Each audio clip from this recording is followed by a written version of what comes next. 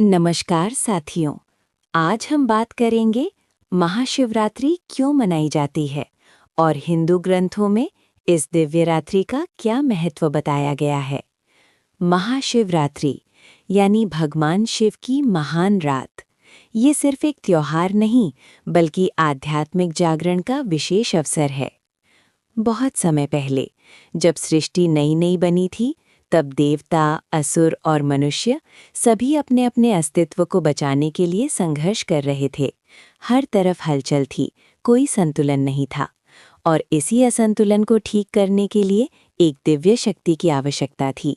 वो शक्ति जिसने सृष्टि को न सिर्फ संभाला बल्कि उसे दिशा भी दी, वो थे भगवान शिव। शिवलिंग के प्रकट होने की रात्रि शिवपुराण, लिंग पुराण। शिवपुराण और लिंग महापुराण में वर्णन है कि अनादि अनंत ज्योतिर्मय शिवलिंग का प्राकट्य इसी पवित्र रात्रि को हुआ था। देवताओं ने एक दिव्य प्रकाश स्तंभ देखा जिसका कोई आरंभ था नहीं और कोई अंत भी नहीं। ब्रह्मा जी और विष्णु जी उसके छोर खोजने निकले, परंतु उस अनंत प्रकाश को वे नहीं पा सके। इस प्रकार ये सिद्ध हुआ कि सृष्टि का मूल तत्व शिव हैं। इसी घटना की स्मृति में महाशिवरात्रि पर शिवलिंग का अभिषेक किया जाता है। शिव पार्वती विवाह, स्कंद पुराण, पद्म पुराण। स्कंद पुराण और पद्म पुराण में वर्णित है कि इसी दिन भगवान शिव और माता पार्वती का दिव्य विवाह संपन्न हुआ था। संसार की सबसे पवित्र घड़ी, सबसे पावन प्रेम की कहानी। पार्वती जो स्वयं शक्ति थीं, उन्होंने भगवान शिव को पाने के लिए सालों साल कठोर तपस्या की। कड़क कड़ाती ठंड, तपती धूप, मूसलाधार बारिश, लेकिन पार्वती का मन अडिग था। वो सिर्फ एक ही मंत्र का उच्चारण करती, ओम नमः शिवाय। उनकी तपस्या से तीनों लोकों में कंपन होने लगा।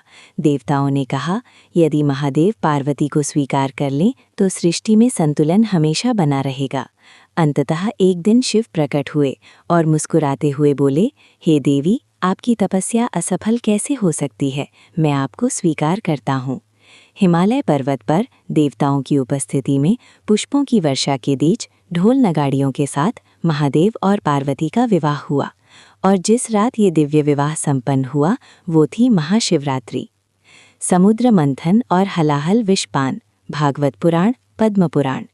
भागवत पुराण और पद्म पुराण में ये कथा मिलती है कि समुद्र मंथन के समय निकला भयंकर हलाहल विष सृष्टि को नष्ट कर सकता था। तब दया के सागर भगवान शिव ने उस घातक विष को अपने कंठ में रोक लिया। उनका कंठ नीला हो गया और वे नीलकंठ कहलाए। ये घटना भी इसी रात्रि की बताई जाती है, जिसके कारण हम महाशिवरात्रि पर उपवास, संयम और जागरण करते हैं ताकि शिव के त्याग और करुणा को याद रखा जा सके। शिव तत्व का बढ़ना, आगम ग तांत्रिक ग्रंथ। तांत्रिक और आगमिक शास्त्रों में कहा गया है कि फाल्गुन मास की कृष्ण पक्ष चतुर्दशी वर्ष की सबसे शक्तिशाली रात्रि होती है। इस रात चंद्रमा अपनी सबसे कमजोर अवस्था में होता है, मन और ऊर्जा सबसे स्थिर अवस्था में होते हैं, शिव तत्व पृथ्वी के सबसे करीब होता है। कुछ और कारण, शिव का तांडव।